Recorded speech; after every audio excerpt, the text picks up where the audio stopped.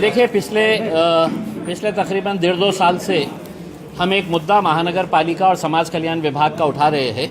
रमाई घरकुल योजना जो है ये एक बहुत अच्छी स्कीम सरकार ने शुरू की थी, जिसका मकसद ये था कि एससी समाज के जो गौर गरीब लोग हैं, जो कच्चे घरों में रहते हैं, जिनके पास एक 200-300 स्क्वायर फीट का एक छोटी सी ज़मीन है, उन लोगों को पक्का घर बनाने के लिए सरकार 2.5 लाख रुपये देती है। वो स्कीम बहुत अच्छी होने के बावजूद भी एससी समाज के गौर गरीब लोगों का फ़ायदा क्यों नहीं हो रहा है? क्यों वहाँ पर झोपड़ियाँ वैसे के वैसी बसी हुई है, झोपड़पट्टियाँ वैसी की वैसी बसी हुई है?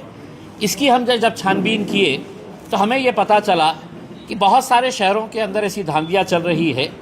हमारे शहर के अंदर तो कुछ हद ही पार हो गई है कि यहाँ पर जो अपने आप को भाऊ, दादा और ये समाज के बड़े बड़े नेता कहने वाले लोग जो बड़ी बड़ी गाड़ियों के अंदर घूमते हैं, अपने ही गौर गरीब समाज को कैसा लूट रहे हैं, हमने इसकी इंक्वायरी करे।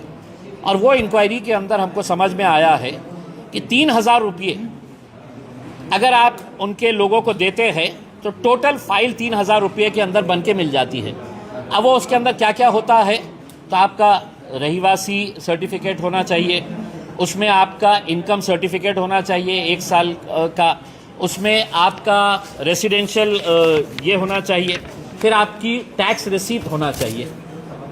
वो टैक्स रिसीप्ट के साथ आपको कास्ट सर्टिफिकेट एक लगाना है और पीला राशन कार्ड आपको लगा के देना है। बस ये 5 डॉक्यूमेंट्स हो गए, आप दे दीजिएगा लेके जाके, और 2.5 लाख रुपये है तो लेके गायब हो जाइए। कई सारे गौर गरीब लोगों से इन्होंने झोपड़पट्टियों में जाके ये डॉक्यूमेंट्स जमा किए और ये डॉक्यूमेंट्स की बुनियाद के ऊपर इन्होंने वो फाइल तो सबमिट किए, लेकिन पैसा जो है वो डायरेक्टली अपने अकाउंट के अंदर, अपनी पद संस्था के अंदर मंगाए, अपनी कोई कोऑपरेटिव बैंक के अंदर मंगाए, और ये पैसा जो है ये भाऊ दादा लोगों ने अपने जेब में रख लिया। कई 100 करोड़ रुपये की हम बात कर रहे हैं। पिछले कई सालों से ये जो झोल चल रहा है। अब जब ये मामला हम देख रहे थे कि इतनी सारी शिकायतें मैंने किया था, मैंने चीफ मिनिस्टर देवेंद्र फडणवीस को किया था, मैंने सोशल वेलफेयर के मिनिस्टर, जो दुर्भाग्य से हमारे ही अपने मिनिस्टर है, यहाँ के पालक मंत्री है संजय सिरसाट, एससी समाज से ताल्लुक़ रखते हैं, और उनके नाक के नीचे ये धांधली चल रही है। हमने सोशल वेलफेयर के सेक्रेटरी हर्षदीप कामड़े साहब, बहुत अपराइट ऑफिसर है, बहुत अपने समाज के लिए बहुत कुछ अच्छा किए हैं उन्होंने, उनको भी हमने पत्र लिखे, यहाँ के डिविजनल कमिश्नर को लिखे, यहाँ के कलेक्टर को लिखे, और म्यूनसिपल कमिश्नर को मैंने कितने लेटर लिखा है मुझे भी खुद ये नहीं है, सबके इनवर्ड है मेरे पास। उसके बाद जब कुछ नहीं हो रहा था तो मैंने खुद ने एंटी करप्शन डिपार्टमेंट गया, एंटी करप्शन में डिपार्टमेंट में जाके है तो मैंने है तो पूरा पुरावे दिया उनको, लेटर्स दिया उनको, समझाया कि कैसा ये स्कैम चलता है, कुछ नहीं हुआ। फिर हमने सोचा कि अब है तो हम कोर्ट में जाएंगे, क्योंकि महानगर पालिका अभी 23 करोड़ रुपये अभी रिलीज़ कर रही है। ये रिलीज़ होते ही 31 मार्च से पहले आपके अकाउंट के अंदर और 40 करोड़ रुपये आ जाएंगे रमाई घरकुल के नाम के ऊपर। लेकिन ये पैसा सही मानों में वो गरीब लोगों के पास पहुंच रहा है क्या? तो नहीं पहुंच रहा है। तो बहुत सारे हमारे साथियों ने भी बहुत सारे डॉक्यूमेंट्स निकाले। मुझे लिस्ट नहीं दी जा रही थी कि कितने लोगों को पैसा दिया जाने वाला है, कितने लोगों के सैंक्शन हो गए, तो मैंने खुद ने अपने लेवल के ऊपर निकाला और मेरे फेसबुक पेज के ऊपर वो लिस्ट डाल दिया। तकरीबन 250-300 पेज की लिस्ट है वो। उसके बाद लोगों ने ये बोला कि भैया उस्मानपुरे में तो ये आदमी रहते ही नहीं है, इसका घर ही नहीं है। किसी ने बताया कि साहब ये तो रेलवे स्टेशन के ऊपर सादत नगर के अंदर है ही नहीं इसका मकान। तब है तो हमको इसकी व्याप्ति पता चली और उस हिसाब से हमने ये कंक्लूजन के ऊपर पहुंचे कि तकरीबन 90% जो है वो बोगस फाइल्स तैयार किए गए हैं। और इसी दौरान कुछ लोगों को जब ये समझ में आया कि हमारे समाज के लोग हैं तो इसके बारे में आवाज़ नहीं उठा रहे हैं, तो मुझे एक शख्स ने एक लेटर लिखकर भेजा की तुम्ही आमच्या समाजाच्या बाबतीत लढत आहे, हे रमाई घरकुल योजना कशा प्रकारे चालत आहे याचा एक उदाहरण के तौर के ऊपर हम आपको बोगस डॉक्यूमेंट्स कितनी आसानी से बनाए जा सकते हैं इसका उदाहरण दे रहे हैं। तो उन्होंने उदाहरण के तौर के ऊपर ओरिजिनल डॉक्यूमेंट्स भेजे। किसके नाम के ऊपर भेजे? एक है एकनाथ शिंदे और दूसरे है देवेंद्र गंगाधर राव फडणवीस। इनके नाम के ऊपर बोगस डॉक्यूमेंट्स। क्या है ये? रहीवासी प्रमाण पत्र। एकनाथ शिंदे और देवेंद्र फडणवीस कहाँ रहते हैं? तो अंबेडकर नगर के अंदर रहते हैं। ये सर्टिफिकेट ओरिजिनल डॉक्यूमेंट बता रहा है। फिर उसके बाद उनको ये बताना पडता है की आम्ही गरीब आहे, छोटासा आमचं मकान आहे, त्याला पक्का बांधण्यासाठी आम्हाला टॅक्स रिसीट पाहिजे. तर ह्या दोघांचं, एकनाथ संभाजी शिंदे राहणारे आंबेडकर नगर यांची प्रॉपर्टी, ओरिजिनल डॉक्यूमेंट महानगरपालिकेचा, ये महानगरपालिके का. दूसरा है देवेंद्र गंगाधरराव फडणवीस, ये original tax receipt Devendra Fadnavis Maharashtra के मुख्यमंत्री की. ये पत्र है जिस बंदे ने मुझे ये लिखकर भेजा है पूरा कि कैसा है, तो इसके अंदर पूरा झोलझाल होता है. और एक मैं उदाहरण के तौर के ऊपर ये तुम्हारे को डॉक्यूमेंट्स भेज रहा हूँ करके. फिर उसके बाद आधार कार्ड बनाना इतना आसान होता है, डुप्लीकेट आधार कार्ड, नेशनल सिक्योरिटी, राष्ट्रीय सुरक्षा से संबंधित ये मुद्दा है. ये आधार कार्ड बोगस, देवेंद्र फडणवीस और एकनाथ शिंदे का बोगस आधार कार्ड तैयार किया गया. लेकिन ये स्कीम किसके लिए है, तो एससी समाज के लिए. तो आपको कास्ट सर्टिफिकेट भी देना पड़ता है, तो 2 कास्ट सर्टिफिकेट भी उसने ओरिजिनल भेजा. स्टैम्प देखिए ओरिजिनल है. कुछ डॉक्यूमेंट्स तहसील ऑफिस से निकलते हैं, कुछ कलेक्टर ऑफिस से निकलते हैं, कुछ है तो महानगर पालिका के डिपार्टमेंट से निकलते हैं. 2 कास्ट सर्टिफिकेट, दोनों ही कास्ट सर्टिफिकेट एक देवेंद्र फडणवीस के नाम के ऊपर और एकनाथ शिंदे के नाम के ऊपर, ये बताते हुए कि ये दोनों भी एससी समाज से ताल्लुक़ रखते हैं करके. Ration card bogus, yellow ration card, लगता है ये स्कीम के 2.5 लाख रुपये पाने के लिए. 90% बोगस राशन कार्ड आपको महानगर पालिका के दफ्तर के अंदर मिलेंगे.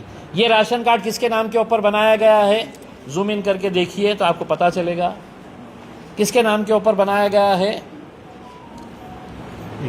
एकनाथ शिंदे और इनके परिवार के अंदर, इनकी इनकम अंबेडकर नगर में रहते हैं, ये 90,000 रुपये इनकी सालाना इनकम है. ये सर्टिफिकेट भी है अपने पास. और इनके परिवार के अंदर कितने लोग हैं जो इनके पीले राशन कार्ड के ऊपर है, तो इनका पूरा परिवार, इनकी पत्नी,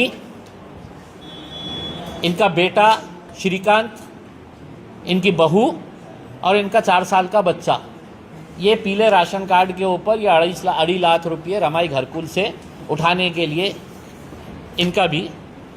तो आप देखिएगा कि इतना होने के बावजूद भी पुलिस, सरकार, प्रशासन सब खामोश बैठे थे. तो मैं सोचा कि अब चलिए अब कोर्ट में जाएंगे करके.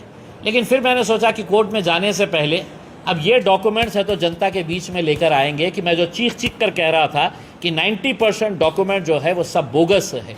इसका कर्ता धर्ता जो है अंबेडकर नगर का भारतीय जनता पार्टी का, जिसकी पत्नी है कॉरपोरेटर है भारतीय जनता पार्टी की, कर्ता धर्ता वो है जो मेरे हिसाब से पिछले 2-3 सालों के अंदर नहीं भी बोले तो 75 से 100 करोड़ रुपये सिर्फ अकेले उसके नाम के ऊपर, अकेले खुद ने नहीं रखा है, इसके अंदर वाटअप होता है. महानगर पालिका के ये अधिकारी को इतना जाएगा, साइन करने वाले इसको जाएगा, जेई के पास इतना जाएगा, क्लर्क को इतना जाएगा. ये फिक्स है कि 2.5 लाख में से 70,000 रुपये अपने को महानगर पालिका के अधिकारियों के अंदर बंटवारा करना पड़ता है.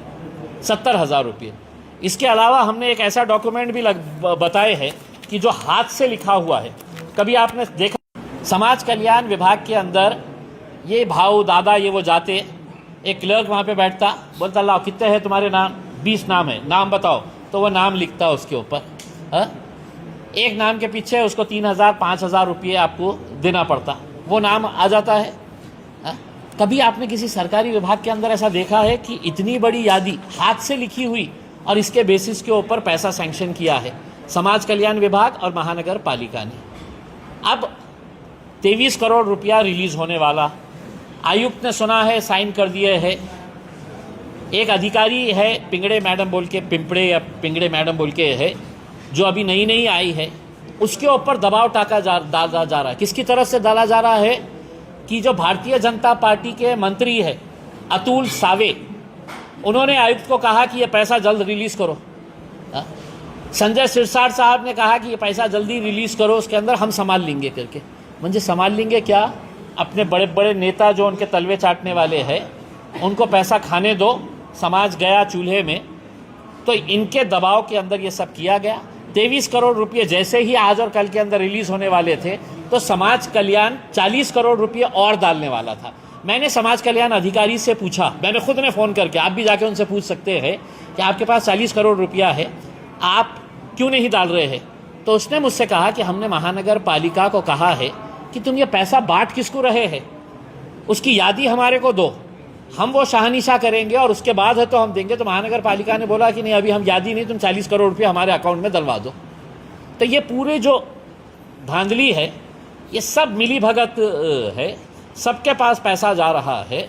23 करोड़ का हिसाब भी मुझे बताया गया है, लेकिन मेरे पास चूँकि पुरावा नहीं है, जो इसका करता धरता है वो सब 23 करोड़ में से कौन से नेता को कितना पैसा जाने वाला है, कौन से अधिकारी को कितना पैसा जाने वाला है, ये सब हिसाब किताब बताया गया है। मेरी उम्मीद ये है कि अब मुख्यमंत्री साहब, असेंबली का सेशन चल रहा है, उसमें इंक्वायरी की, और सादी इंक्वायरी ना करें, आपको स्पेशल इन्वेस्टिगेशन टीम तैयार करना पड़ेगा। SIT तैयार करके इसकी पूरी 5-10 साल की है तो पूरी है तो हिसाब निकालेंगे।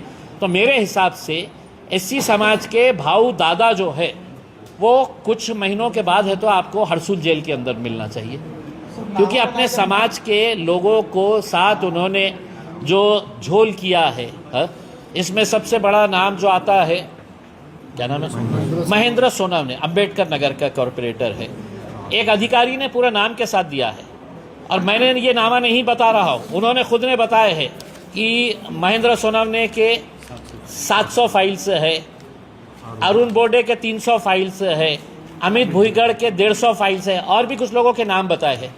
तो जो आदमी थर्ड टर्म का हाँ, जालिंदर शेंडगे है, जितेंद्र कचरू सोनवने है, राहुल सोनवने है, रूपचंद वाघमारे है, ये सब बोगस फाइला बनाने वाले, ये सब बोगस फाइला बनाने के है तो इन्होंने इसके अंदर दिए हैं। तो हमारे घोटाला हो सकता है, कुछ नहीं बता सकते। मैं अभी आपको अगले 15 दिनों के अंदर 65 करोड़ रुपए का बता रहा हूँ। 23 करोड़ रुपए अभी, और 40 करोड़ रुपए की लिस्ट तैयार पड़ी हुई है उनके पास। 40 करोड़ रुपए आते ही ये पूरा उसको गिद्ध के जैसा है तो ये कर लेंगे। मैं आपसे चाह रहा हूँ कि आप आयुक्त के पास जाइए और आयुक्त साहब से पूछिएगा कि साहब ये लिस्ट आपने वेबसाइट पे क्यों नहीं डाली। आप आयुक्त साहब से पूछिएगा कि अभी तक है तो इस शहर के अंदर कितने SCs की झोपड़पट्टियाँ हैं, कितने लोगों को घर दिया गया है, कितना पैसा दिया गया है। अगर सही मानों में ये पैसा उनके पास रहता तो आज कोई भी दलित समाज का, SC समाज का हमारा भाई, उसका कच्चा घर नहीं मिला होता आपको, सब पक्के घर के अंदर चले गए होते। तो हमारी अपेक्षा ये है कि इसका जवाब आयुक्त साहब ने देना चाहिए करके। मुझे जो ये बोगस डॉक्यूमेंट्स आए हैं, मैंने लेटर तैयार करा कि पुलिस कमिश्नर के पास दूं, लेकिन फिर मुझे ये हुआ कि क्या होगा, सारे के सारे अगर एक ही थाली के चट्टे बट्टे हैं, क्योंकि संजय सिरसाट के साथ मैंने इतने बोगस डॉक्यूमेंट्स है तो दिया था, CBI तक दिया था, CBI एंटी करप्शन के DG को दिया था लेके जाके पर्सनली मैंने। वो खुद हैरान हो गए थे कि इतना कैसा मतलब ये है, लेकिन हुकूमत ने उनको दबाने की कोशिश करी। हुकूमत ने बोला कि नहीं भैया हमारे लोग हैं, हाँ हम भी खा रहे हैं, उनको भी खाने दो करके, तो किसी का कुछ हुआ नहीं था। अब मेरी अपेक्षा ये है कि इम्तियाज़ जलील ने यह सवाल उठा लिया है, अब ये गेंद आपके बल्ले में है। अगली पत्रकार परिषद में आके मुझसे ये मत पूछे, वरना हमारे चाहने वाले तो बैठे हैं, यानी मुद्दा उछल रहा हो तो अपन कहा नंतर गप्प बसले की आंदोलन कुछ तैयारी है आपकी? आंदोलन की तैयारी नहीं। अगर आपने ईमानदारी से अगर अपनी पत्रकारिता को दिखाते हुए इस मुद्दे को अगर आपने अपने कैमरे का इस्तेमाल करते हुए अगर दिखा दे तो किसी को कोई आंदोलन करने की जरूरत नहीं है। आंदोलन अब ये है कि जिन्होंने मेरे खिलाफ यही भाऊ दादाओं को पैसा देकर मोर्चा निकाला था एक शब्द के ऊपर, आज उनके पूरे समाज के साथ जो धोखा हो रहा है, मैं उनसे विनती कर रहा हूं, अब एक आंदोलन तुम करो, आओ महानगर पालिका के सामने और तुम आंदोलन करो। दोस्तों प्लीज हमारे मीडिया टाइम्स चैनल को सब्सक्राइब कीजिए और ये बाजू वाले बेल आइकॉन के बटन को भी जरूर दबाइए ताकि हमारे लेटेस्ट रोजाना आने वाले न्यूज आपको आसानी से मिल सके। Thank you.